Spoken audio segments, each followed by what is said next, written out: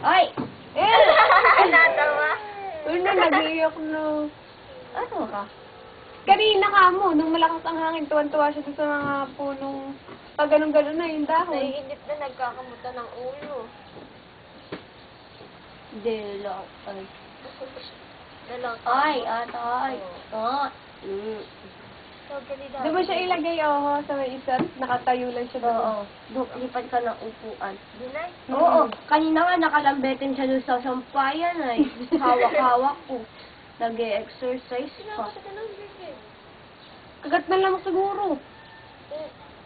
May niknik. Ha? May niknik. May niknik na. Ay! Kalino ko pala buo. Ito na yung ulo bilog. Tita, may pasa. Oh. Hindi ka dito ka ulit. Dito ka ulit. Oh. Ayun, nahangin na naman. Dito siya kanina. Nakakiyat. Naakere yan. Hindi na namataan. Ay, kilig mata. Baby. Baby. Ayun.